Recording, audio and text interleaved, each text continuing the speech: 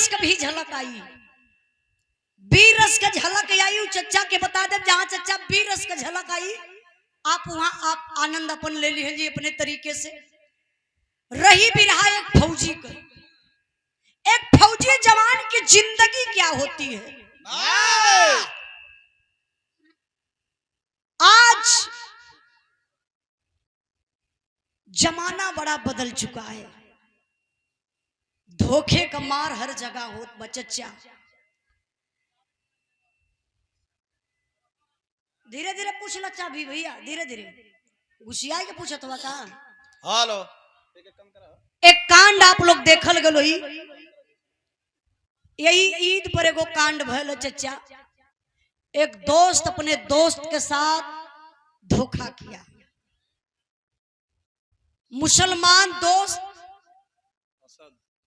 असद और उसका दोस्त हिंदू था सूर्या चौहान। हिंदू मुसलमान की दोस्ती, आपस में अच्छे से लोग बिताते थे, अच्छे से बच्चे सब रहते थे, साथ में खेलना कूदना घूमना फिरना। अब एक दिन के बाद वो असद फोन कैलस अपने दोस्त सूर्या चौहान के ईद का पार्टी देवे बदे। फोन करके बुलाता कि आइए असद, आइए सूर्या, हम लोग ईद की पार्टी मनाते हैं। बेचारा वो लड़का सूर्या चौहान अपने दोस्त के बुलाने पर आंख मूंद करके चल दिया। चल तो दिया, लेकिन उस पापी के मन में बहुत बड़ा काला था। उस पापी के मन में पाप सवार था। जैसे ही ये बेचारा जाता है और पूछता है कि सूर्या एक बात बता, तू बकरा हलाल करते हुए देखा है, हलाला देखा है? सूर्या बोला नहीं, मैं तो नहीं देखा हूं। असद बोला चल मैं तुझे दिखाता हूं। ले जाए के बाबू चाकू रखले रहल और चाकू निकाल के लड़का के पेट में ठोक दलस और फिर दूसरा चाकू डाल करके उसको घुमा देता है। उस बेचारे की मौत हो जाती है। आज किसके ऊपर विश्वास किया जाए? दुनिया में कौन अपना है? लोग कहते हमारा दोस्त भाई से बढ़कर है, लेकिन हम कहने दोस्त भी गद्दार निकल गया। कुछ लोग कहते हैं कि दोस्त से बढ़कर हमारा भाई है, भाई भी गद्दार निकल जाता है, माई गद्दार निकल जाता, बेटा गद्दार निकल जाता। ई बिरहा में से सुनावत बनी कि दुनिया में केकरा पर विश्वास कइल जा, कौन रिश्ता यापन बा। ये बिरहा के सुनल जाई तो आप लोगन के एक सीख मिली कि दुनिया में अपन बा की। चच्चा ये लाइन पर विचार कर लीजिए आप लोग, ये भाव पर सम्मान किए। अच्छा, सुभाष चंद्र सरोज प्रधान जी, आप प्रधान जी की तरफ से 200 रुपए का पुरस्कार आपके चरणों में बहुत बहुत प्रणाम। सब भाई लोगों के नमस्ते प्रणाम। आई 10 15 20 मिनट का टाइम आप लोग दिहल जाए।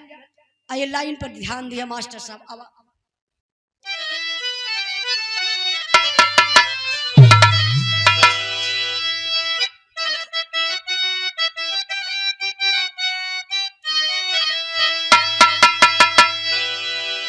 अरे सावन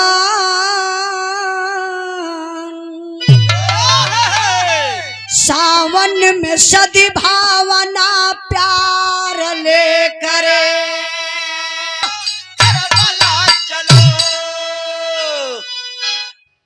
भाव पर ध्यान दें।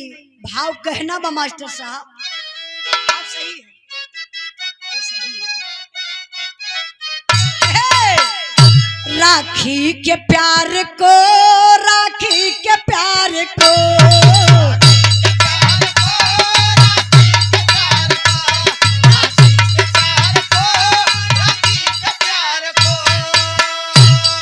अरे कातिल नहीं पहचानते राखी,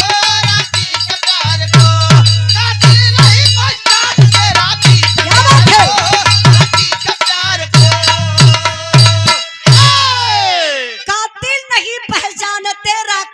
प्यारे को अपराधी का कोई जात बिरादर नहीं होता। क्या बात है?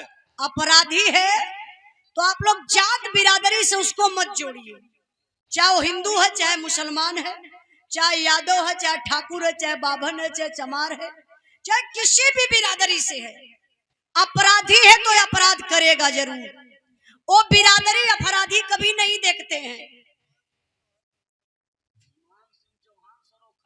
अच्छा, मान सिंह चौहान सरोखनपुर के धरती से ए बिरहा के भाव पर सम्मान किए, 100 रुपए का पुरस्कार देकर के आपके चरणों में बहुत बहुत प्रणाम। आप लोगों से भी एक बात कहो कि आप लोग अपराध का सपोर्ट कभी जिंदगी में मत करिए जाइए। कुछ लोग अपने स्वार्थ में पड़ के अपराधीन का सपोर्ट करल, अपराधी के अपने घर में छुपा ले, जो उन्हें से आप भी खतरे में पड़ जाएंगे। अपराधी अगर किसी दिन मौका मिलेगा तो घर में भी आपके अपराध कर देगा वो। भैया धीरे धीरे, अपराधी आपके घर में रह कर के भी वो आपके साथ वफादारी नहीं करेंगे।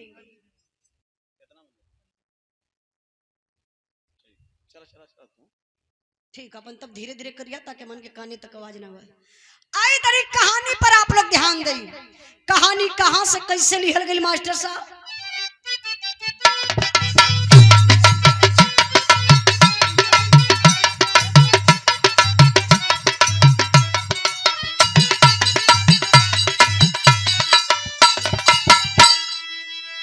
कहानी पर आप लोग ध्यान दें। इंद्राज भाई के बोले क्या कहा? अच्छा अच्छा। के ग्रुप महाराष्ट्र पुणे से एवं युग होटल रेस्टोरेंट मुंगरा बादशाहपुर कन्हैया लाल यादव जी, ब्रजेश कुमार यादव जी, प्रमोद यादव जी, आप सब के तरफ से 1500 रुपए का पुरस्कार ए बिरहा के भाव पर भैया के चरणों में बहुत बहुत प्रणाम। ऑनलाइन पुरस्कार देके सम्मान किए भैया। अच्छा, आजकल ऑनलाइन से हमान का भी फायदा होता तब का फंस जाइला हमान भैया। हाँ, ये तो हो, सर्वर काम ना करी। सम्मान के लिए बड़का भैया स्वर्गीय रमाशंकर यादव जी के आप सुपुत्र हैं देवेंद्र यादव जी और रविंद्र यादव जी, आपके तरफ से 200 रुपए का पुरस्कार। और स्वर्गीय रमाशंकर यादव जी, हम रमाशंकर ही कहानी है ना, रमाशंकर यादव जी सुपुत्री श्रीमती पूनम यादव जी हमारे दीदी की तरफ से। अच्छा, क्या बात है, आपो लोग बैठ के बिरहा सुनत यह है कि आप लोग तनी दूरे हो। यही से लेट पुरस्कारों फौलू है। यही आए के बगलिए में बैठल रह तू तब का तो 2-4 हजार बढ़ जाए। तू कहीं बिचवा में टिपिक टिपिक के बोलेला यार। जौने खातिर बुलाओ तो हम समझत है ना। धन्य प्रभु, ई हमारे दिमाग का बात जानत हो, हमारे दिल का बात ई जानत हो रे। हमार बिरादरी लोग हैं, हमार माई बहन लोग हैं, तनी से दूरे से बिरावा सुनत हो तो हमके कष्ट ही होत हो कि चाचा दादा भैया लोग 20 किलोमीटर 25 किलोमीटर 50 किलोमीटर आप लोग बिरहा सुने बदे चल जाइला। अब माई बहन लोग घर के बगलिए में ना सुन पावे, जाना लगा है कहीं बक बाऊ बैठल हुआ का कहीं है, भैया हम देखिए तो का कहीं है। मतलब लाज शर्म में पड़ के घरा के बगलिए में आई लई बिरहा कोनो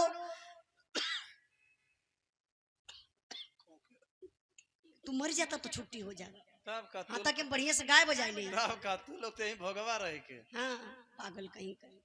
तो देखी हमारा माई बहन लोगों से कहा कि अगर हो सके तो ही बगलिया में आप लोग आ जाए तू तो तनी हमारी बिरहा और बढ़िया से जम जाई। अजान तू कहीं बिरहा गावत है सामाजिक और पारिवारिक बिरहा। देख ला भैया, अगर आवत हो। हाँ, क्या बात है। अरे आप लोग हमके देखबू, हम आप लोगन के देखो। इनकर बतिया सही मत समझिया कि हम पैसा के मन ले बोलावत है। असली बतिया हुआ है। राज भाई मत बोलल करा, बेइज्जती होले तर में। हाँ, ई कुल बात ना बोले के चाहिए। हम कहिला रुपया पैसा तो हाथे का मैल बा। जे चाहे आज अपन मैल छोड़ा ले। कैसे लोग मैलिया छोड़वई है? पैसा तो है ध्यान मैल अपने मन ने छूटी लोगन की। अच्छा, मतलब भाई जितना जने बैठल हुआ सब लोग मैल लेके बैठल। हाँ, पैसा दे छूट जाई। हे भैया, जके जके मैल छोड़ावे के। हाँ, पैसा तो है दे, जे पैसा ना दे ओकरे और पोताए जाई। भैया तू जीत गईला, हम हार गईली। बस आई हमार माई बहन लोग आ जाइए, अरे बैठ जाइए। आवा हम सपोर्ट में हिला, हम यार थोड़ा सा जगह खाली करा दे ना। आप लोग आई। अरे नहीं, अरे कई लोग के हटवा दे नहीं भैया लोगन के तरी से यार एडजस्ट कर दे सब अपने बजाम पब्लिक पाइला बहुत खुश रहीला अपने पब्लिक से ही। देखी आप स्वर्गीय रमाशंकर यादव जी की आप सुपुत्री हैं श्रीमती पूनम यादव मेरे बड़ी दीदी जी की तरफ से ये 500 रुपए का पुरस्कार आपके चरणों में बहुत बहुत प्रणाम आशीर्वाद कचा रही। ए भैया थोड़ा सा आप लोग है कुर्सी अपन कई लेवा का क्या बात है ई कुल होला ना महफिल का मतलब ही होला एक दूसरे के समझे लोग। आ जाए भैया रह जाए आई आप लोग अब बगलिया में बैठ के आराम से सुना सब अपने मन बराती में थोड़ी ना इला के क्या ओमान के आए के उल्टा सीधा आप लोगों के क्यों बोली अवल गोड़ काट ली है जे बोली हाँ कुर्सी ले ले कि आप लोग बोली का कुर्सी यहाँ कम बा। हाँ दीदी क्या बात है बहुत बहुत धन्यवाद। अब मम्मियों के बोला ला अवत नहीं अवल जा अब हिन के लोग इहो कुल जरूरी होला चच्चा कबो कबो हमान के ध्यान देवे के पड़ेला अगर हमान ना ध्यान दे पब्लिक पे तो ध्यान दे ही के आई अवल जा आप लोग आई तब हम कहानी शुरू करबे मास्टर साहब अब बात नहीं बजा के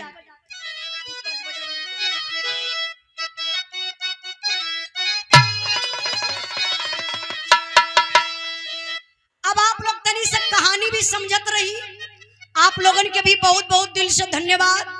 पुरुष बिरादर ए बीच वाला भैया लो हेलो हेलो आप तनी से थोड़ा से शांति बनाइए हल्ला मत करा हंसा मत थोड़ा कहानी समझा घुमा मत भैया बैठा कहीं जगह लेके कहानी हमारे ऐसे शुरू हो गई बा राजस्थान उदयपुर के रहे वाला एक किसान जेकर नाम बतावल गल बाबू दरस पुरोहित जेकरे पत्नी का नाम बा दीपा भगवान दूगो संतान देले बड़न एक बिटिया बड़ी जेकर नाम बा मंजुला एक छोट बेटा जेकर नाम बा मनोज। परिवार बड़ा प्रसन्न बा दिक्कत का बा गरीबी चरम सीमा पर बा। गरीबी दुनिया में बाबू बड़ी खराब चीज बा। इंसान को गरीबी बंदर बना देती है। गरीब आदमी कभी इच्छा होला कि हम पिज्जा बर्गर खाई सोफा सेट पर बैठी लग्जरी गाड़ी से चली लेकिन सोच बा कर नहीं पावेला काहे कि अपने पास पैसा ना हो। गरीब का जिंदगी बहुत दुखदाई जिंदगी होले। दरस पुरोहित दिन भर मजदूरी करे जोन पैसा पावा वही से अपन जीविका चलावत होवे। घर में बिटिया मंजुला सयान हो गई। दरस पुरोहित सोचत हुआ बिटिया का शादी कर दई। शादी तय कहाँ भइल जिला अलवर में। शादी कपारे पे आ गई लेकिन घर में कुछ भी उपाय जुटाए ना भल बा जुटल कुछ भी ना बा। शादी होई कैसे। दरस पुरोहित दिमाग लगौलन कुछ लोगन से उधार रुपया लेके बिटिया का शादी बिताए दहलन लेकिन कर्जा ना चुकाए पावत हुआ।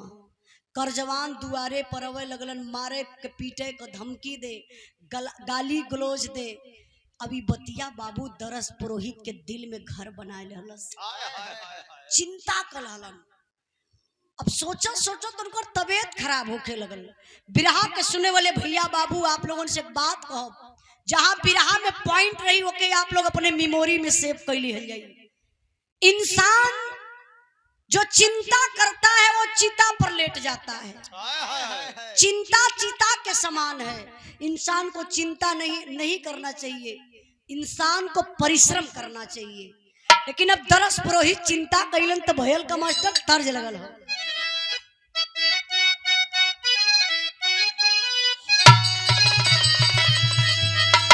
अरे सरंगिया वाले के डेरावा अरे सरंगिया वाले के डेरावा बताई देरा छोटे की नाना दी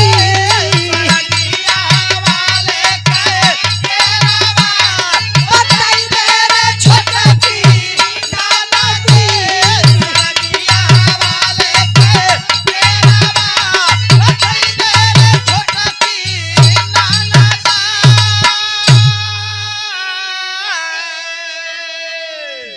पुरोहित रोई के अपने पत्नी का हाथ ये अपने हाथ में पकड़लन यही सिनेमा पे रख के हथवा दुल्हन के अपने और रोई के बाबू कहत का हुआ मास्टर साहब, अरे अब ना बाची मोरा पारा नावा, अरे अब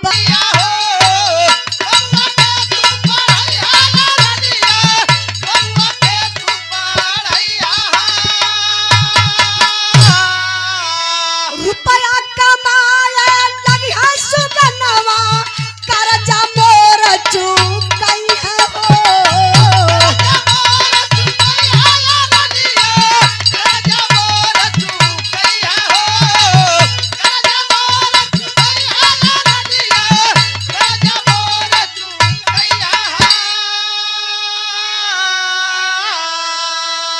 अरे टोटल पासा सते ही शाना।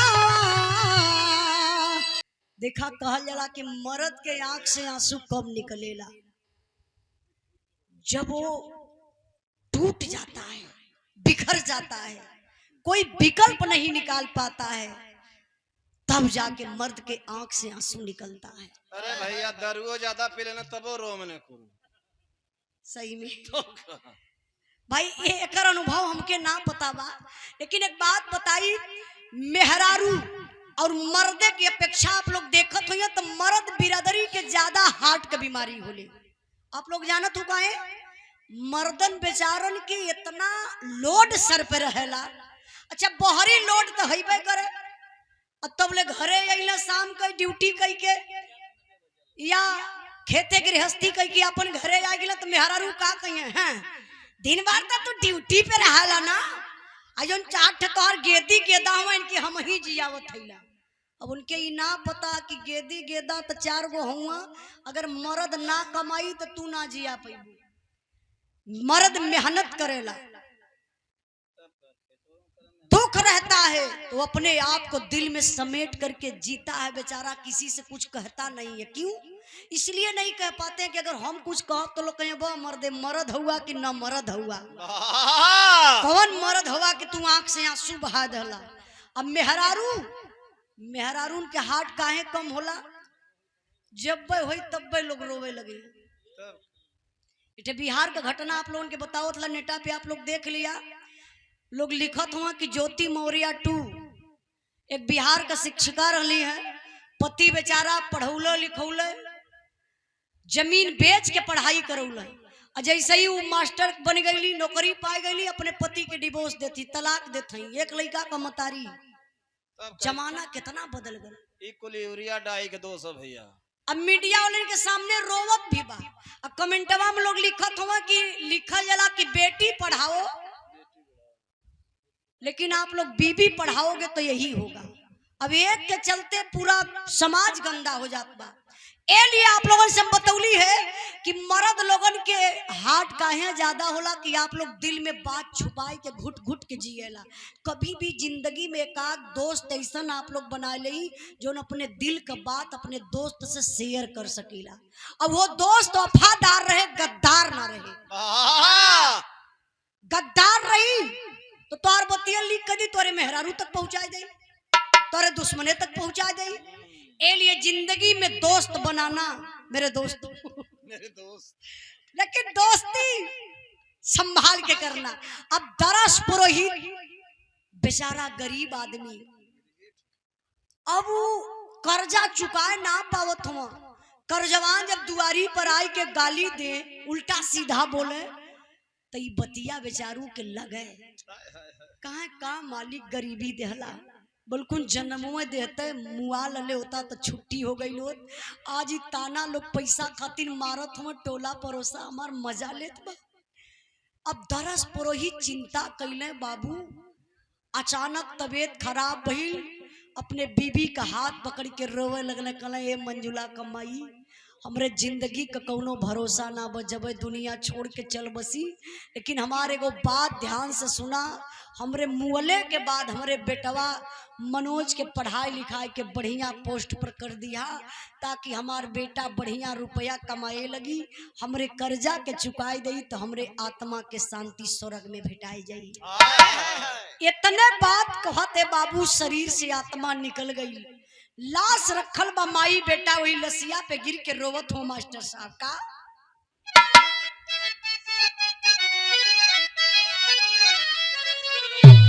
दर्द बा अरे कही दा भौजी भैया जी से, अरे कही दा भौजी भैया जी से दे दे मोर गवनवा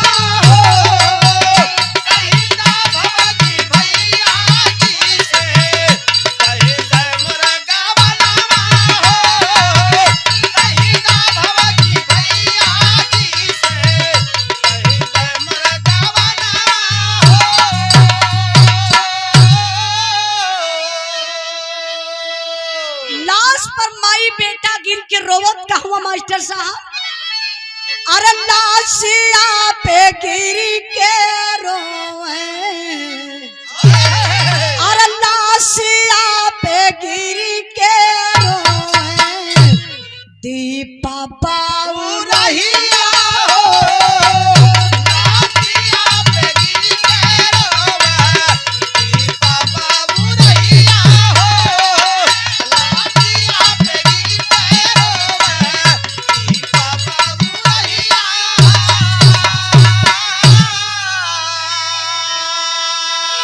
कैसे का पढ़ाई बो कैसे कारबा पलाना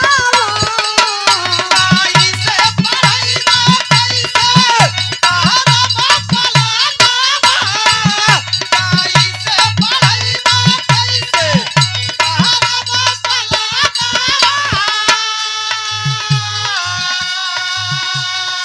विधवा की देख साबा फेर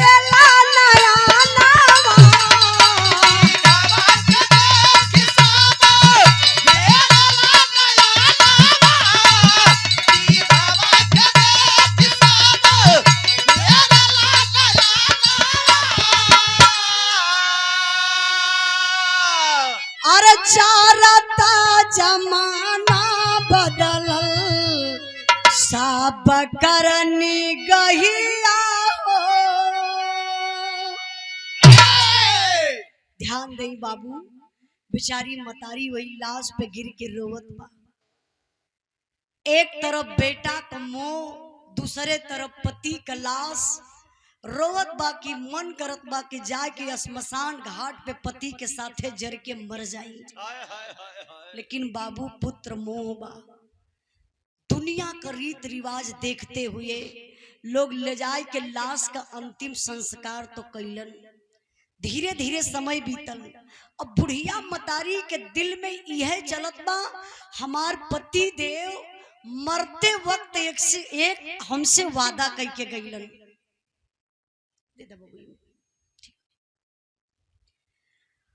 एक वादा यह कैलन कि हमरे बेटा के पढ़ाई लिखा के बढ़िया पोस्ट पर कर दिया, बढ़िया रुपया हमार बेटवा कमाए लगी, हमरे कर्जा के कह दिया चुकाई दई, हमरे आत्मा के शांति भेटाई जाई। ए बाबू बेचारी बुढ़िया मतारी यह बात सोच सोच के अपने बेटवा के लगल पढ़ावे। पढ़ावत लिखावत हई एकलौता बेटा लायक निकलल। एक बात और आप लोगों से कहबे बिरहा के सुने वाला भैया बाबू हमार माई बहन लोग, बेटा हो चाहे बेटी हो सपूत हो, सुभाष भैया, सुभाष भैया, गुलाब भैया जात हुआ का? अच्छा अच्छा, हाँ हाँ समय भी हो गया। नहीं तो फोन आई मलकिन के तो कितना जवाब देवा। तब का दरवाजा बंद है सुतिया कहां? देखिए हम बताइला, बेटा 10 गो पैदा कैला, बेटी 10 गो पैदा कैदा, उम्मा लायकी ना बा। एक बेटवा हो एक बिटिया हो, लेकिन आप लोग संस्कार बढ़िया दिहल जाई। आजकल यह कमी है समाज में, बेटी बेटन के संस्कार माई बाप ना देत हो, वह बिटिया बेटवा आगे जाए के खतरनाक बन जात हो।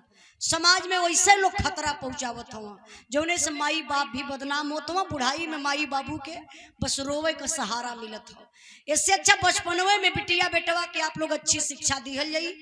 इसी भाव पर सम्मान के आप श्री शिव कुमार यादव खाखापुर प्रतापगढ़ के धरती से 200 रुपए का पुरस्कार, स्वर्गीय होम नारायण यादव जी के आप ज्येष्ठ बहू मतलब सबसे बड़की बहू जी हमारे भाभी जी की तरफ से 200 रुपए का पुरस्कार। बहुत बहुत धन्यवाद, प्रणाम। आई अब तनी बिरहा पर ध्यान दई। बेचारी एकलौता बेटा मनोज के पढ़ा लिखा के बुढ़िया मतारी विधवा करत कहीं एक लाइन तर्ज लगल। मतारी अपने बेटवा के पढ़ा लिखा के फौजी जवान बना दहली। ड्यूटी कहाँ लगल बा? जहाँ हिंदुस्तान पाकिस्तान का बॉर्डर बा। अब मनोज ड्यूटी पर तैनात, टाइम से छुट्टी ना मिले, अब टाइम पर घरे ना आवे। कई साल बीत गए, एदा पारी बड़ा बढ़िया टाइम पर मनोज के छुट्टी मिलल। सामने रहल रक्षाबंधन का त्योहार। फौजी जवान अइलन दिल्ली स्टेशन पर। सोचल कि इतनी पहाड़ घरे जाई उदयपुर तो कल रक्षाबंधन का त्योहार, अब बहन के घरे आवे में हो सके हमके लेट हो जाए। इतनी पहाड़ चलबे बहन के घरे रात बिताई, सुबेरे कर राखी बधवाई के शाम तक वापस घरे निकल जाई। यह सोच के बाबू मनोज एक रिजर्व कार कैलन और दिल्ली से अपने बहन के घर के तरफ चलल हुआ। ए भाव पर सम्मान किए आप गुलाब चंद यादव समाजवादी पार्टी के, आप बहुत अच्छे नेता हैं। भैया की तरफ से 100 रुपए का पुरस्कार। दया शंकर यादव जी स्वर्गीय बाबूजी के आप सुपुत्र हैं, 200 रुपए का पुरस्कार देके सम्मान किए। बहुत बहुत धन्यवाद, प्रणाम। बेचारा भाई जब अपने बहन के घरे पहुंचल, सुबह का टाइम बहनिया चूल चौका करत रहल, उहो सोचती रहल कि बारे भैया मनोज कल रक्षाबंधन का त्योहार बा, हर बहन अपने भाई के कलाई में राखी बधिए, हम एदा पारी फिर जो होते रह जाई। जोरे पगला बहन चूल्हे चौका करत बा, तबले हनहनात के दुआरे कार आए गई। कार बहनिया देखलस खिड़की से, कल से दुआरे पर कार, तबले कार का गेट खुलल, वो कार में से फौजी जवान फौजी पोशाक में, हाथ में सूटकेस। बहनिया चीन्ह गई, कलो रे रे रे रे रे रे रे रे रे रे ई तो हमार भैया मनोज बाहो। बहनिया दौड़ के गई, भैया के भरे अकवारी पकड़लस। अब भरे अकवारी पकड़ के कैलस का मास्टर साहब तर्ज लगल हो।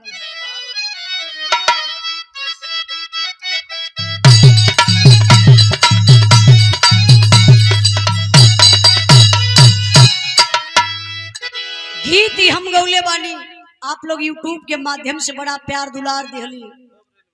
ए गीत के लिखे वाला हमारे गुरु जी माननीय प्यारे लाल कवि जी, उनकर कलम कब उठल जब रोड पर एगो शराबी के देखल। जब शराबी के देखल तो गुरु जी एक लाइन लिखल हमारा बदे। का लिखलन?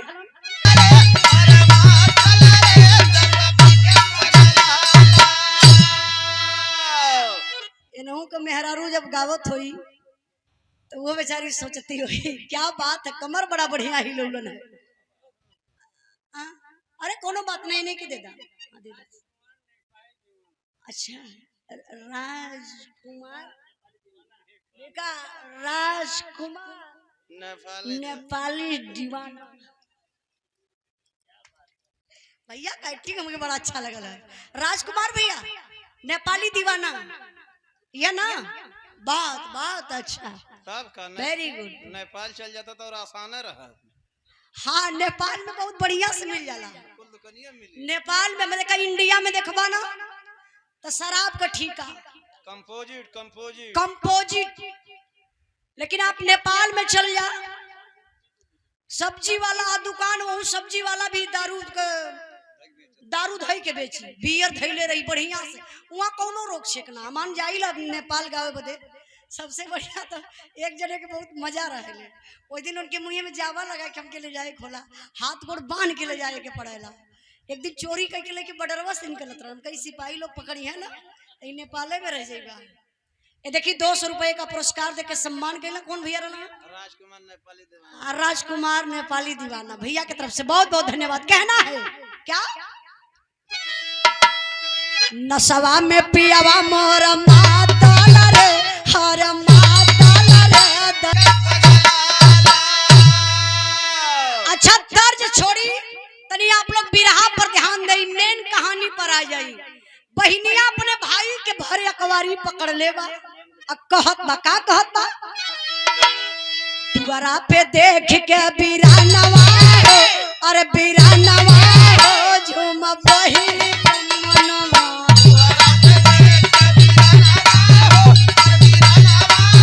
झूम बहिनी के मनवा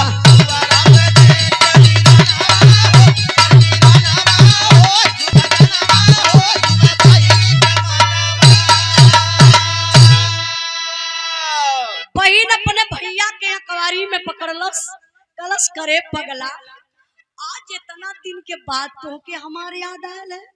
भैया कहला बहन टाइम से छुट्टी ना मिलत रहल यदा पारी बढ़िया टाइम पर छुट्टी मिलल बा। कल रक्षाबंधन का त्योहार बा, खुशी खुशी त्योहार मनावल जाई।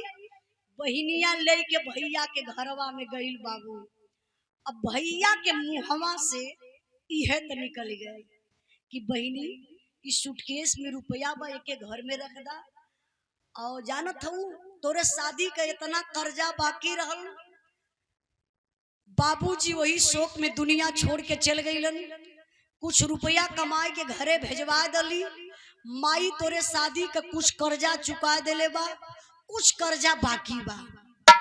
अभी सूटकेस में जो रुपया बा एदा पारी चलत बानी एक आगो कोठरी बनवाई तोरे शादी का सब कर्जा चुकाई के अब तब्बे हम ड्यूटी पर जाई।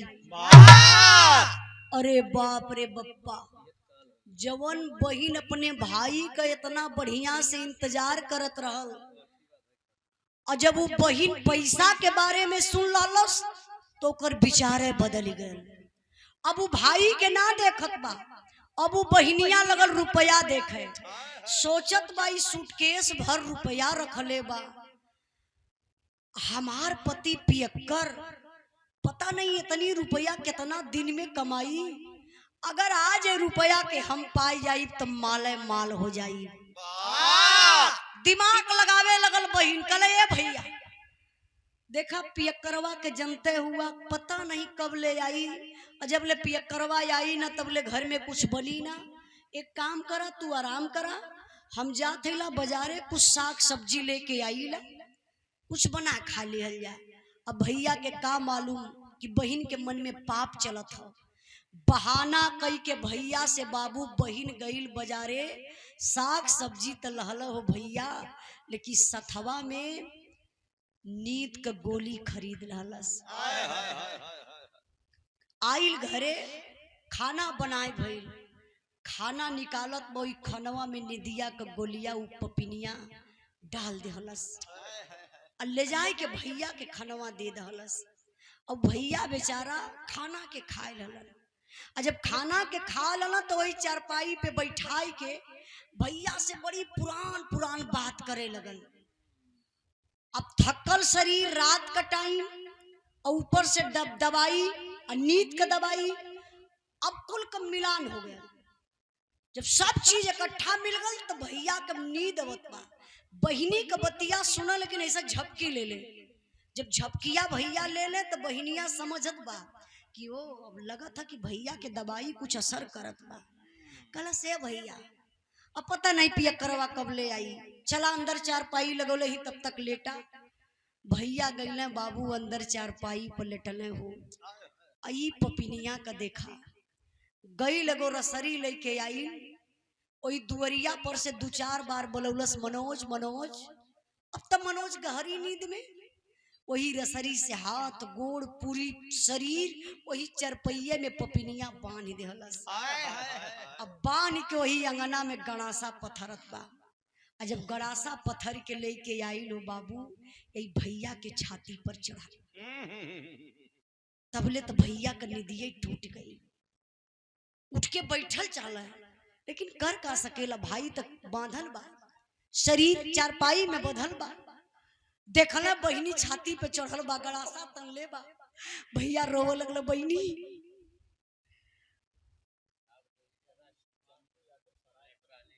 चंदू यादव सराय फत्तू से भैया की तरफ से 100 रुपए का पुरस्कार 1 करोड़ के भाव पर बहुत बहुत धन्यवाद। अच्छा राजकुमारी राजकुमार अरे अरे कहते हैं पागल हम, सही बात है हम पागल हैं, राजकुमार के अब राजकुमारी बनाए दे, गलती हमारी, अरे भैया गलती हमारी, हम समझ चाह राजकुमार भैया नेपाल से, नेपाली दीवाना। अच्छा गलती तो हमरो ना भैया, अब हम राजकुमार के राजकुमारी बना दली, डायरेक्ट मर्द से मेहरारू बना दली। ऐसे रहिए जल्दी हो जाइए। क्षमा चाह भैया, बहुत बहुत धन्यवाद राजकुमार भैया। हाँ याद है इंद्राज भाई पकड़ा। विराह पर तरी ध्यान गई, राजकुमार राजकुमारी में विराह तनी से भुलाई, विराह कहाँ? नहीं सोवत ना, अच्छा है आप लोग का चढ़ल है नहीं, अब बिरहा आप लोग सुनत है, पता चल गए भैया भी कहते कि रसरिया से बनले हो। अच्छा भाई दुआरी पर से 2-4 बार बलौलस भैया भैया भैया तो गहरी नींद में आई पपिनिया का कैलस, लई के छाती पे सवार बा कि भैया का गर्दनिया काटब। भैया जोर जोर से चिल्लात हो, रोवत हो कि बहनी हमरे जान के छोड़ दे। आई अवजिया बाबू बहरे तक जात रहा, रात का टाइम समय देखा, तबले वो मंजुला का पति शराब के नशा में फुल नशा में आयल, वही दुआरी किया खड़ा भयल। अभी आवाज सुनलस कलस कि मंजुला घर में किसी से बात कर रही है, किसी पुरुष की आवाज आ रही है। लगल दरवाजा खटखटावे, कला मंजुला घर में किससे बात कर रही हो, कौन है, जल्दी दरवाजा खोल। अगर नहीं दरवाजा खोलती है तो दरवाजा के तोड़कर अंदर आ जाऊंगा तो तेरे हड्डी को चूर चूर कर डालूंगा। ई पपिनिया डराई गई, सोचलस कि एकर गर्दन अगर भाई का काट दे तो इतना जल्दी छुपाए ना पाई। आई मुंह फुकौना ज्यादा पियले हो, तब ले दरवाजा तोड़ के अंदर आ जाई, सारा भेदवई खुल जाई। ए बाबू ये पपिनिया करत का बा मास्टर साहब, भाव बा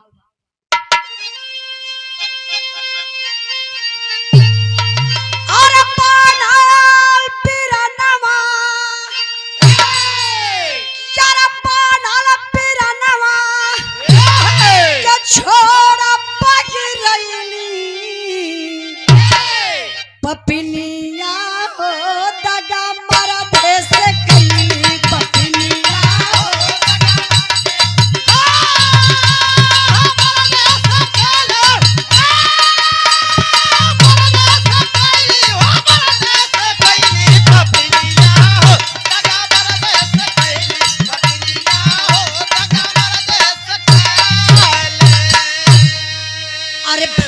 के अपने बना के उठाकू, घर लुटे आयल मारा सैया चाकू।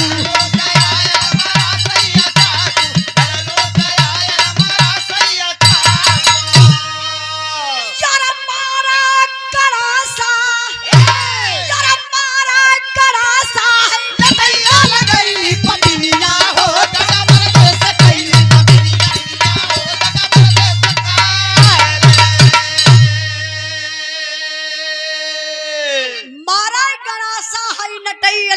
पपिनिया हो दगा मर्दे से कैली।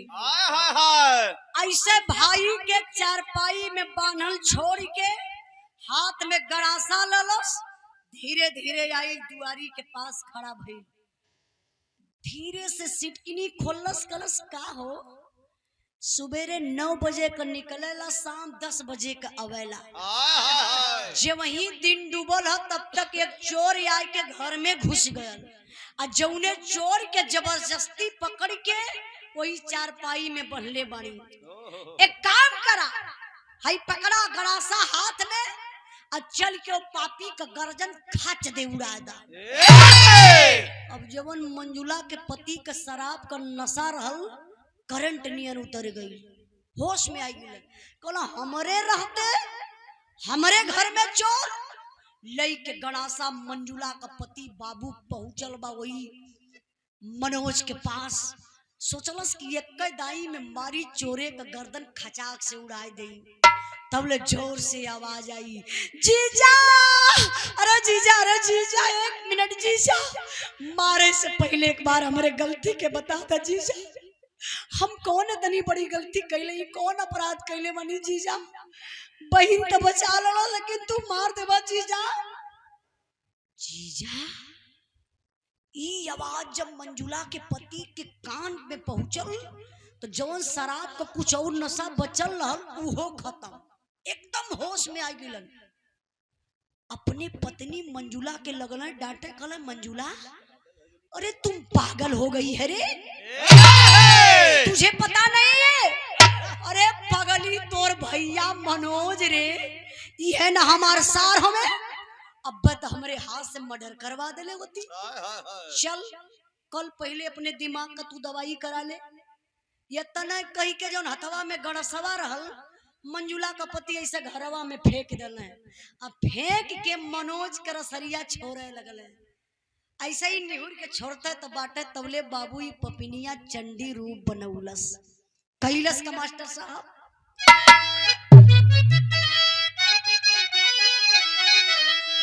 अरे मोरे राम पापिन का पागल भइल मनवा, निर्मल हृदय नार ना दया भावना जागल, अरे हो जागल, अरे हो जागल।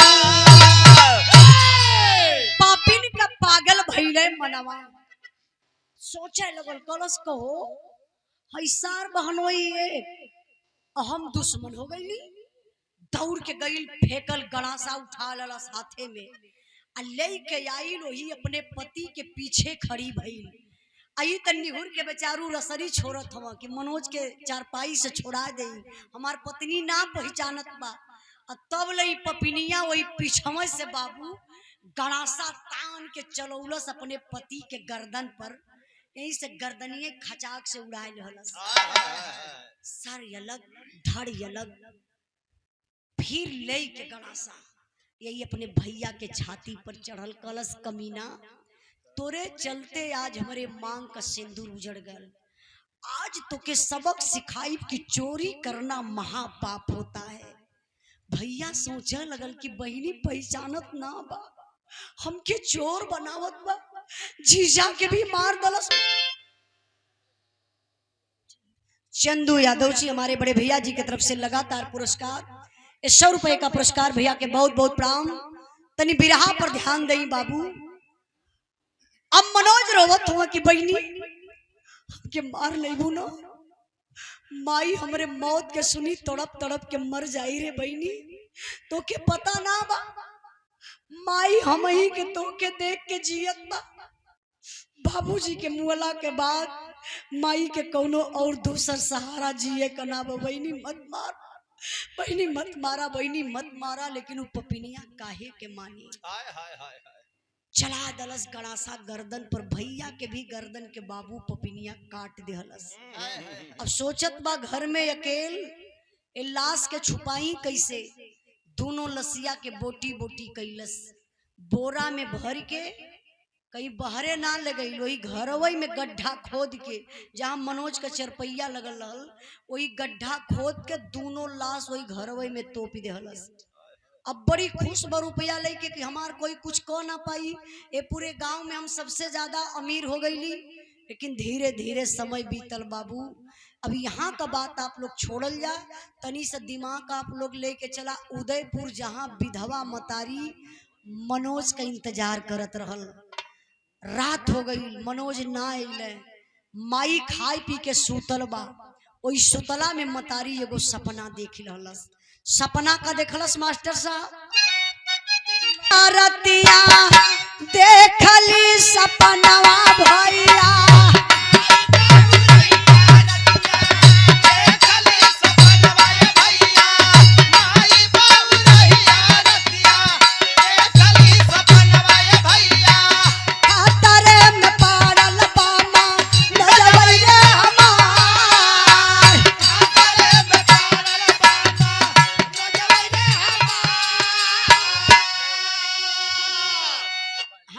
सवैली हैं। हाँ हाँ, राजकुमार भैया ना, हाँ राजकुमार नेपाली दीवाना, 100 रुपए का पुरस्कार, 100 रुपया वापस। हाँ हाँ, राजकुमार भैया नेपाली, बहुत बहुत धन्यवाद भैया, धन्यवाद। काठमांडू वाला हूँ, काठमांडू वाला। नहीं, अगर इनसे बतियावा शुरू कर देव ना पूरी रतिये बीत गई, उससे अच्छा वो अपने रास्ते, हम अपने रास्ते। लेकिन बिरहा है करुण का भाव कहना बाका, अरे पातवा लगावा चलली जम्मू के सहरिया भैया, पातवा लगावे चलले जम्मू की सहरिया ये भैया, पातवा लगावे चलले जम्मू की सहरिया ये भैया, पिछवा में विधना कोला राजा खेलवार, पिछवे में विधना कोला राजा खेलवार, अरे सोचली अकेले होई बाड़ी पार सनिया बाबू, सोचली अकेले होई बारी पार सलिया ये बाबू, सोचली अकेले होई बारी पार सलिया ये बाबू, चाय बाद मंजूला के गईली दुआर, जाय बाद मंजूरा पे गई ससुराल, अरे सपना का बात माई रोई के बतवली बाबू,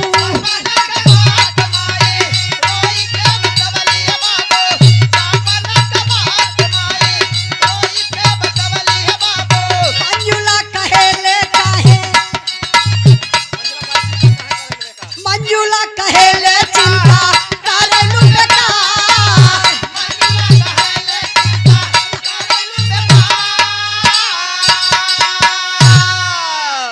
ध्यान दई बाबू, माई खाए पी के सूतल बा, सुतला में सपना देखलस। कहा जाला कि कभी कभार सपना भी सत्य हो जाला। आप रतिया में सपना देखबा और सुबहिया अगर सही हो जाला तो आप लोग कहला कि रतिया में हम सपना देखले रहली। विपिन यादव सराय फत्तू से बड़े भैया जी की तरफ से करुण के भाव पर 100 रुपए का पुरस्कार, भैया के बहुत बहुत प्रणाम। तनी ध्यान देई, माई सूतल बा, सपना देखत बा कि हमरे मनोज बेटा का जान कहीं खतरे में बा, माई माई कहीं के चिल्लात बा। माई का नींद टूट गई, रात भर मतारी के नींद ना लगल, यह करवटी वह करवटी। भैया चचा के तनी चुप करा दा 5 मिनट, नहीं तो हम जानत थे कि आप ध्यान से सुनत हो तो चाचा बतियावे लगत है। चचा 5 मिनट और शांति बनावा। देखी माई सुबह होत नाश्ता ना कैलस, पानी ना पियलस, ब्रश तक माई ना कैलस, काहे बेटा का दर्द बा। माई चल दहल जम्मू कश्मीर के लिए कि चलब अपने बेटा का पता लगाए लेबे। आधे रास्ते माई गई, माई के दिमाग में एक सवाल उठल, हम अनपढ़ गवार हो सके कि हम जम्मू ना जा पाई, कहीं रास्ते भुला जाई। ऐसन बा कि अपने बिटिया मंजूला के ले लेथिला साथी तब चलबे। अब माई का कैलस, अपने बिटिया के घरे मंजूला के घरे गई। अब मंजूला देखलस अपने मतारी के तो सोचे लगल कि कोई माई उतर रात का बेला रहल, जौने टाइम हम गाड़त रहली, बोटी बोटी काटत रहली, कोई देखलस नहीं, मतारी कैसे आ गई। तो बहुत चलाक बा, जाए कैसे माई का पैरवा छुलस, का माई तबीयत ना ठीक बा का, कैसन बड़ा सुबेरे सुबेरे दर्शन मिल गल, का बात बा। माई कल से बिटिया तबीयत तो ठीक बरे, आज बेटा आवे कले रहल, बेटा आयल ना रतिया में बड़ा खराब खराब सपना देखली है, चल जम्मू कश्मीर बेटा का पता लगा लिहल जा। लाल का फोनो ना लगत बा, चल बिटिया। मंजूला समझ गई लो, माई तुम्हारे रास्ते कई काटा बनत बा, लगल डांटे, कल माई अरे का तू पागल भइल हूँ, भैया फौजी जवान बा, हजार हजार दुश्मन बाल बांका ना का बयन, और तू सपना देख के पगलाई गईलू, जाथू जम्मू कश्मीर पता लगावे। अरे चला मारत हूँ मनोज के याद में पूरी शरीर ये गलाए नउलू, चला अंदर खा पिया आराम करा। डांट के माई के ले गई अंदर, कुछ टाइम तक माई बैठल हो, लेकिन माई का कलेजा हो।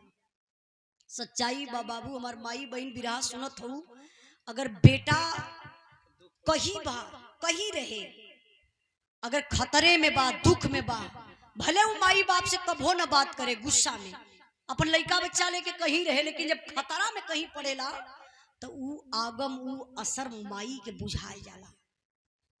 मतारी बाप के पता चल जाला, उनके बेचैनी छाए ले। भले बेटा के पता ना चलो कि हमार माई जियत हो कि बाप जियत हो कि मर गई, लेकिन माई बाप का ऐसा कनेक्शन बेटी बेटा से होला कि दर्द हो जाला। माई के ना रह गल 10 मिनट के बाद माई फिर कल से बिटिया चल ना जम्मू कश्मीर। अरे हमार जियरा बड़ा डेरात बरे, बेटा का फोनवो ना लगत बा, चल चल। समझ गई कि अब हम ना जाई तो माई अकेले चल जाई, सारा भेद खुल जाई। कल से माई सुन, घबरा मत। अब जनती हूँ पिया करवा का हाल, देखा फिर वह बहाना लगावत है। अब पता नहीं पिया करवा कब ले आई, जात हिला साग सब्जी कुछ लेके आई ला, कुछ खाए बना लियल जा, ओकरे बाद चलल जाई जम्मू कश्मीर। माई से बहाना कई के दूसरी बार गई बाजारे, साग सब्जी लहलस, लेकिन एदा पारी नींद का गोली ना जहर का गोली ले लहलस।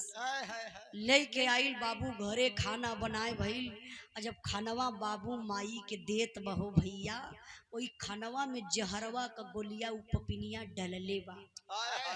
मतारी खाना खाए बैठली कि जल्दी से खाए लही, जम्मू कश्मीर बिटिया लेके हमके चली। जैसे ही मतारी पहला कवर तोड़ के मुहवा में डाले गईली हो बाबू, तबले तो मालिक खड़ा हो के बचाए लहले। वही माई के खनवा में एक ठे बितकुइया गिर गई, छिपकली। माई के खाना में जब छिपकली गिरल तो माई थरियवा इसे पीछे टार के हथवा मीच के रोवे लगली, कली करे बेटा ये कैसा असगुन जनात बरे लाल, हमरे आगे का थरिया खिंचाई गई। आई पपिनिया अंदरवा से देखत ब बिटिया के माई के खाना में बितकुइया गिर गई। माई खाना खैलस ना, माई मरी ना। फिर पूछत आई के माई ना खैलू, खाना में बितकुइया गिर गई, दूसर खाना लिया खाला। माई कहला ना रे बिटिया, अब हिम्मत खाए पिए के कुछ ना बा, चल जम्मू कश्मीर हमरे हीरा से बेटिया कराए दे, नहीं तो लगत बा कि हमार जनवा निकल जाई, चल बिटिया चल। कहला से माई अब घबरा मत, चला अंदर चारपाई लगौले ही लेटा, अब पिया करवाया जाला। अब पिया करवा के कहत बा अपने पति के जौने के मार डलले बा, कहत बा अब पिया करवा आ जाई, कुछ पैसा रुपया ले लही रास्ते का खर्चा, तब न चलबे। माई गईली अंदरवा बाबू वही चरपैया पे लेटल यही हो भैया। माई के का पता कि हमार काल आई गल। माई के हल्की हल्की नींद आवत बा, काहे से रात भर का मतारी जागल, दिन भर का जागल। और जब माई के हल्की हल्की नींद आवत बा, और वही में उपपिनिया घरवा में जाए कोई अंगनवा में गणासा पथरत बा कि माई का गर्दन काट देई। तब ले तो माई दूसरा सपना देख लली। अच्छा दूसरा सपना का देखली मास्टर साहब,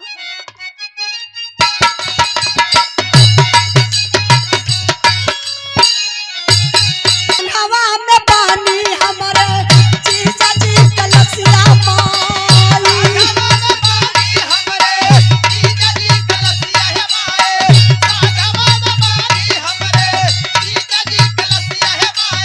मंजुला पहिनिया कहला सामान के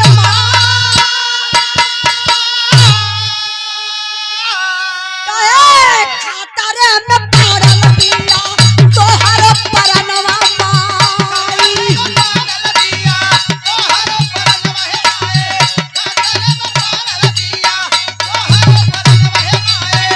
बच जाई जान माई होई जा फरहार।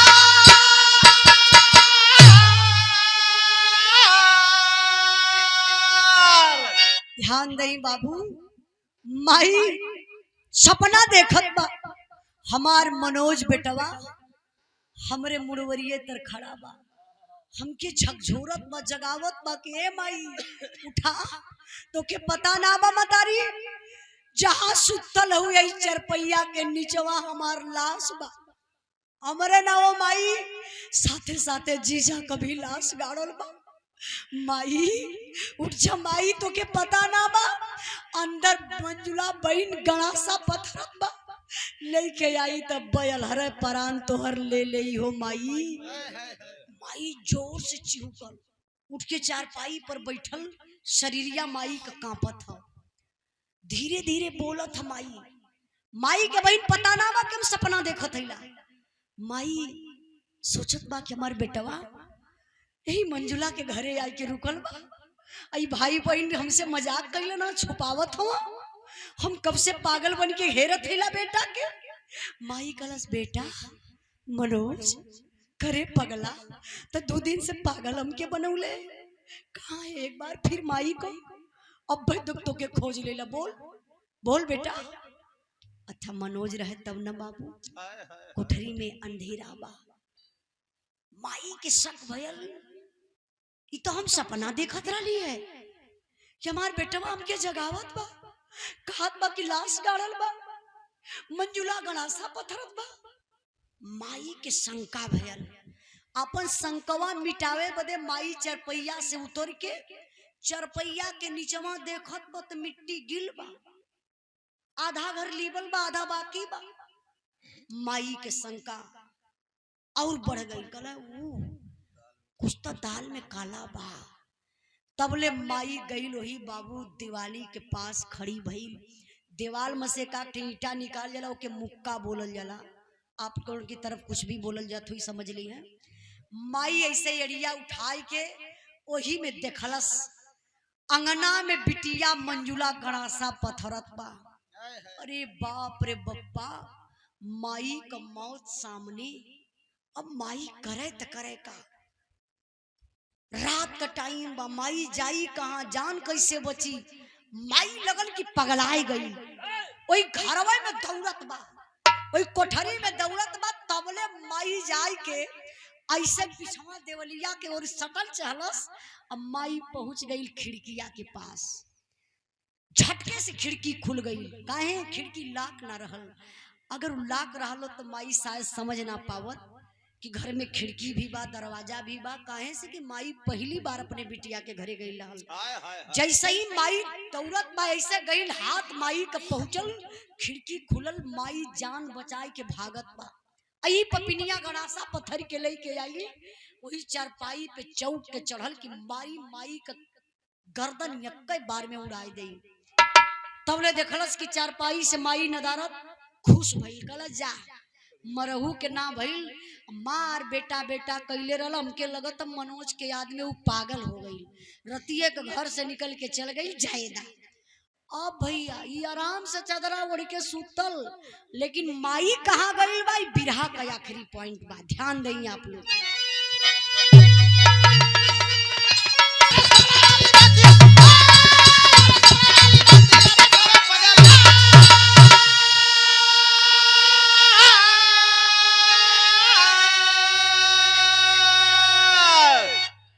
लिखल है सम्मान के लिए बिरहा के भाव पर हमारे बड़े भैया स्वर्गीय होम नारायण यादव जी के आप पुत्र विजय शंकर यादव बड़े भैया जी की तरफ से 200 रुपए का पुरस्कार। हाँ देखा राजकुमार भैया आगे ले ला, राजकुमार भैया नेपाली दीवाना। हाँ भैया आप जब आपका नाम ही ऐड हो गया, बहुत बहुत धन्यवाद। 100 रुपए का पुरस्कार देके सम्मान के लिए। अब 2 से भैया 2 मिनट ऐसा शांति और आप लोग बनौले रही। थाने पर पटिया लिखावे लगली, अपने सपना वाली बतिया बतावे पगली। माई गई कहाँ, कानून का सहारा ललस, चल गई थाने पर, जाय के सारी बात दरोगा साहब से माई बता दली। दरोगा साहब के दिल में बड़ा सम्मान बा, कहला माई चला तू गाड़ी में बैठा, हम कुछ महिला पुलिस के लेके चलत बानी। बोलेबा कि अच्छा अच्छा 1 करोड़ के भाव पर हमारे बड़े भैया बिरहा के बड़े अच्छे कलाकार, पारिवारिक लगाव बा, पारिवारिक संबंध बा। बिलरा बंधवा के धरती से 100 रुपए का पुरस्कार देके सम्मान के लिए भैया के बहुत बहुत प्रणाम। हाँ केशव लाल यादव, तू का समझला है, हमके कहा तो ऐसा भैया केशव लाल, अब मतलब हम केशव भैया के जनते ला, केशव भैया के परिवार से इतना सम्मान मिलेला। माई के हमार बोल दिया प्रणाम। देखा ये आगे ना भैया राजकुमार भैया। हाँ हाँ हाँ एक भीम राम के गीत ना समझ पौला, ये भीमे वाला चलत रहा है। हाँ दादा दादा बोल दी जल्दी से भैया। ये देखा 100 रुपया ले रहा 100 रुपए का पुरस्कार। नहीं नहीं हम समझत थे ला। ठीक है ओके धन्यवाद। शुरू में हो जाता यही बिरहवे में तो के कुल मिल जाएगी। होश में हुआ भैया 100 रुपया बचा लेते 100 रुपया बचा ले तुम। देखा शराबी होते इनके मती कौन ब्रांडेड हुई भैया ये? वो पगली और कौन ब्रांड है? अच्छा बंटी बबली नहीं बात बिगड़ जाएगी। हम राजकुमार तो कहीं आज ही हैं। राजकुमार नेपाली हाँ बस नहीं नेपाली फैन हो ना। नहीं नेपाली अच्छा बहुत बहुत धन्यवाद 100 रुपए का पुरस्कार। नेपाली रख ले तो उसे कहना कि हम नेपाली रख लेला। अरे बिरहाई बिगाड़त हो नहीं। आप लोग बिरहा पर ध्यान दे रहा नेपाली रखा चाहे अपन कुछ भी बेचारू करे उनकर मर्जी। सुना था मिला तू बिरहा कहाँ पहुंचल अली भैया? आने तार भी रहा पसले। अच्छा हाँ हाँ भैया बहुत बहुत धन्यवाद। एक बार इहो लोगन से पूछे के। अच्छा हम जब अली है तो हमारे माता जी गईली है गाड़ी की यहाँ कहा थी बिटिया चला घर में तो हम तनी ठंडा पियत रही है तो थकल शरीर रही हम कहली चला एसी हम तनी आराम करतला माई तो उससे मिलब जरूरी। कहा थी तोहार बिरहा हम रोज डेली मोबाइल पर देखीला। अब बहुत तमन्ना बहुत इच्छा रही है कि तोके अपने दुआरे बुलाई तो आज आई गईलू हम धन्य हो गईली तोके देख के। हम कहली यही मत देखा जब हम गाई तब वो देखिया बढ़िया से। अब बढ़िया से बैठ के बिरहा सुन के हाँ भले आपको पैसा मत दे हा तक सम्मान करा।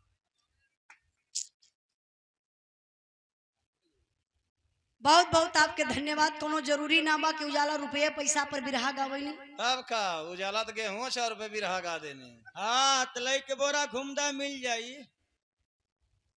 आप लोगन के जो प्यार मिलत हो इतना शांति से बैठ के जो आप लोग हमके सुनत है यार ये रुपया पैसा कभो ना पाई। आज का जमाना केहू का बात केहू सुने के तैयार नहीं खे लेकिन आप लोग कितना महान हुआ जो हमन कलाकारन कितना प्रेम से बात बैठ के सुनत हुआ। सुनत ना हुए सब दूरे से आग फंस गए निकल गए होते कब। बिरहा पर ध्यान दें आप लोग। हम कुछ भी बोलब जब ही बोल के बिरहा में हमार कटी है जब हमारे बतिये कटी है तो हम बतिये न करब खाली बिरहा आप लोगों के सुनाई। थाने पर पटिया लिखावे लगली अपने सपना वाली बतिया बतावे पगली। माई गईली दरोगा साहब से सारी बात बता दली। दरोगा साहब कहले कि माई रात बितावा होत सवेरे।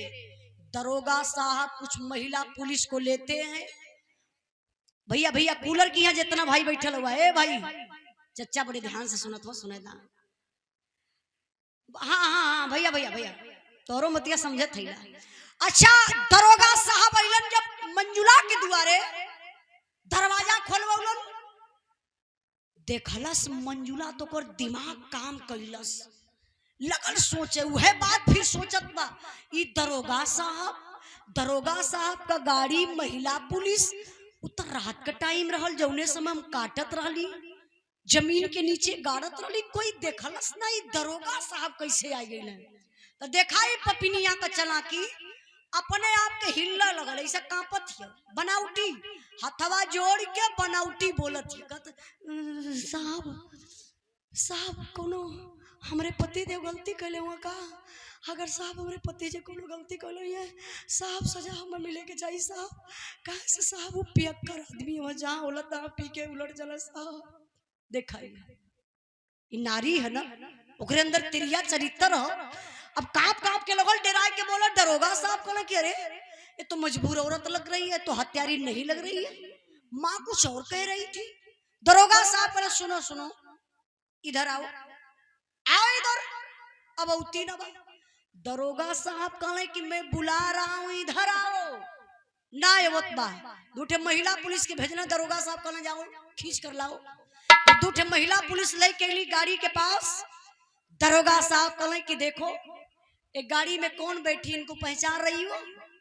तो हाथ जोड़ी ललस कलस से साहब हमके का मालूम ही कौन पागल औरत गाड़ी में बैठल बा, हमके छोड़ दी साहब, हम पहचानत ना बनी, ले जाइए पागल औरत के पागल खाना में छोड़ दें। दरोगा साहब कहने रुको रुको, जाओ मत, खड़ी रहो। वो बुढ़िया माई से सवाल कैले, कहले माई सच सच बताया पहचानत हो के बा?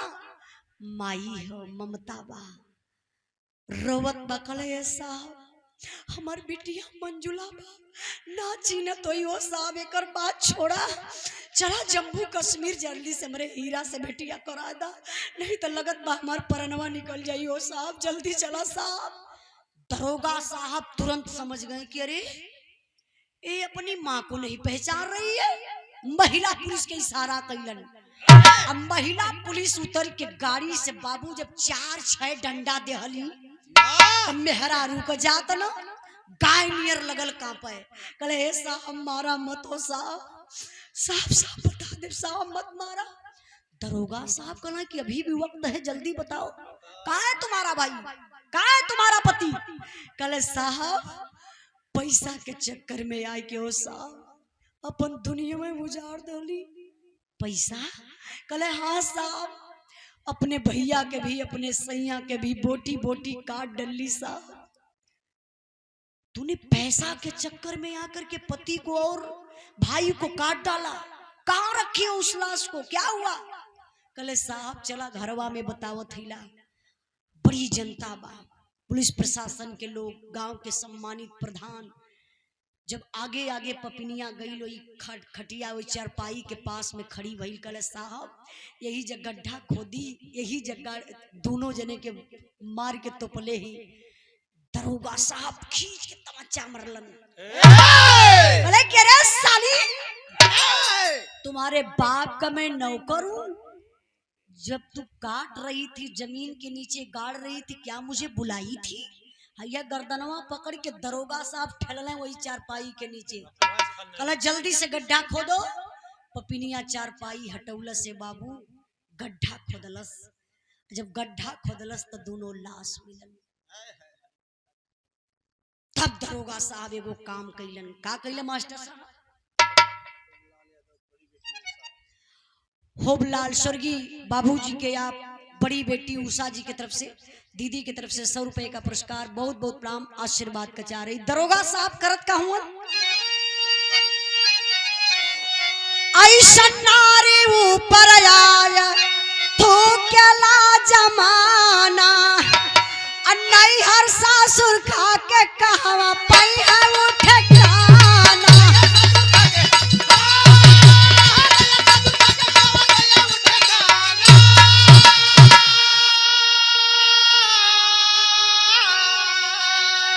अरे जाके जा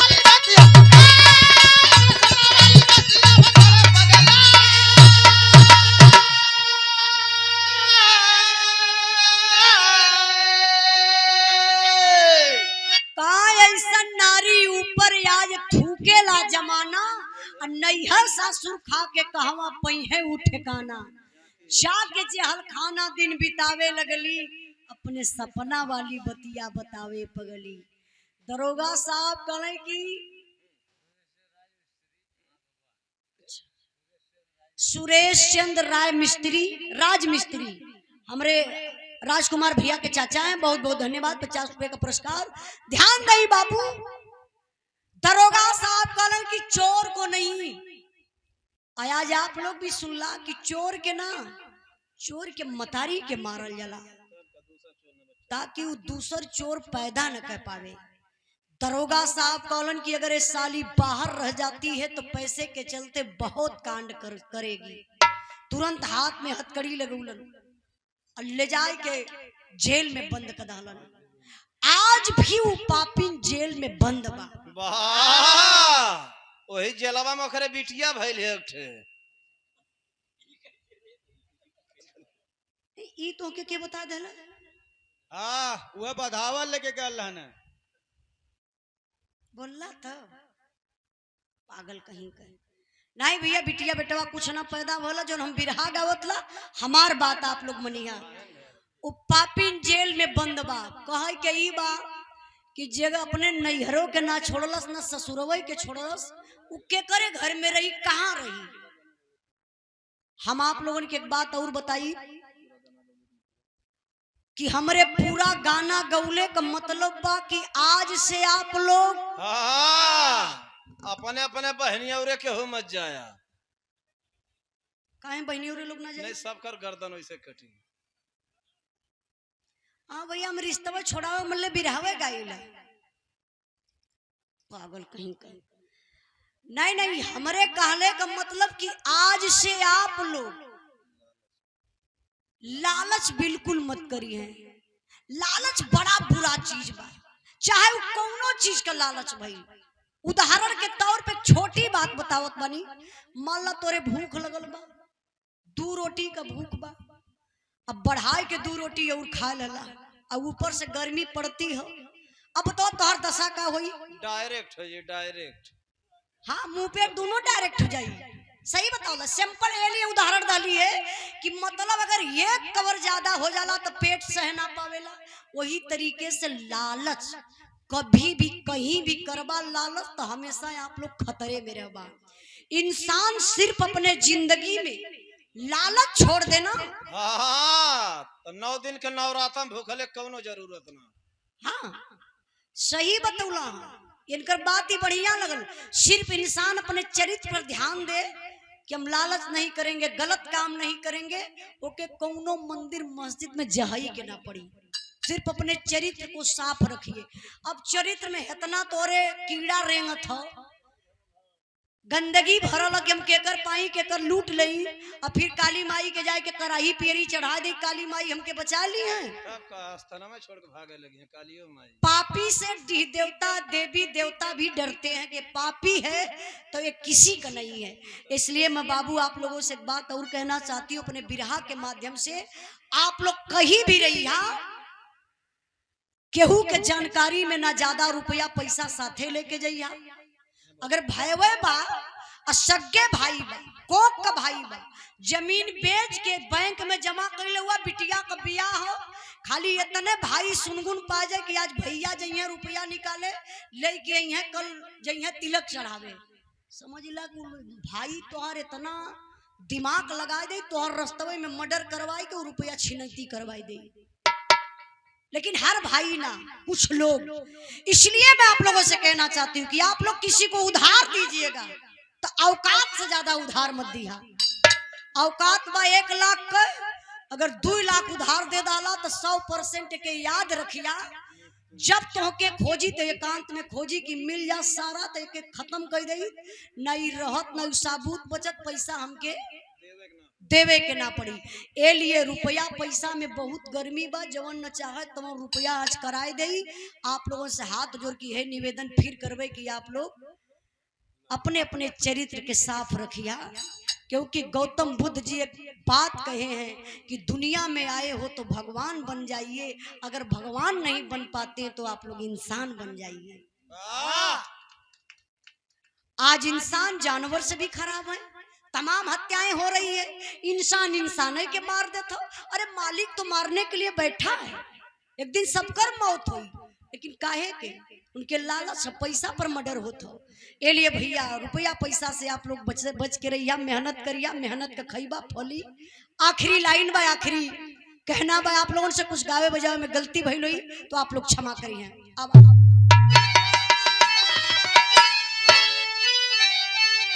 गुरु बिहारी गुरु गणेश गुरु राम लाल गुरकारी, स्वर्ग गए चंद्रिका कवि मुन्ना जी बने पुजारी। अरे पापिन का पागल भैला मनवा। बोले कि भैया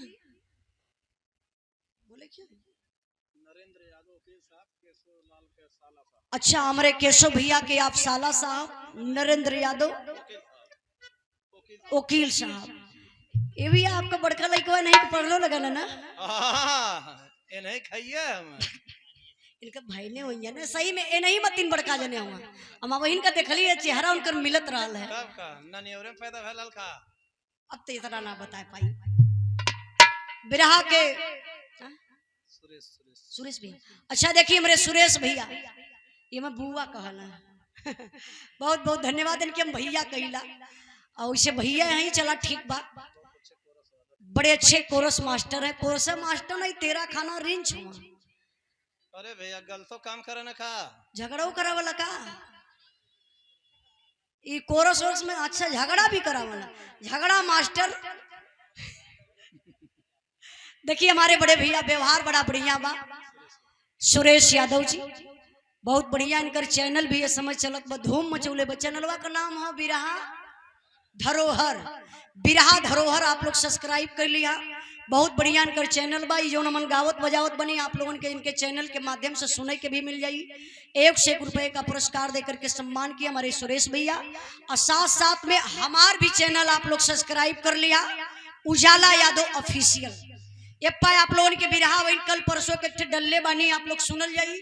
प्रतीक यादव, जो प्रतीक भैया की मौत हुई, उस मौत का कारण क्या है आप लोग सुनेंगे तो बिरहा के माध्यम से आप लोगों को पता चल जाएगा। और राजकुमार भैया, अरे फट दे बोला ना, फट दे। हाँ 100 रुपया बोला है मर्दवा है कैसे कहते 50 रुपया ही कहना नहीं, 100 रुपया बोल रहे 50 रुपया फिर लेके कहता नहीं नहीं मर्दवा 50 से बोला। अच्छा हम 100 बोल देला तू 50 ले जा, ठीक ना। राजकुमार भैया की तरफ से 100 रुपया का पुरस्कार, 50 रुपया इनके वापस हम देते हैं। राजकुमार नेपाली, राजकुमार नेपाली, हाँ गाय के जाइयो, गीत गाय के जाइयो भैया। अच्छा अच्छा आधा समझत ला, आधा ना समझत ला, जी भैया कहिले आई कहना बा बिरहा का आखिरी भाव बा।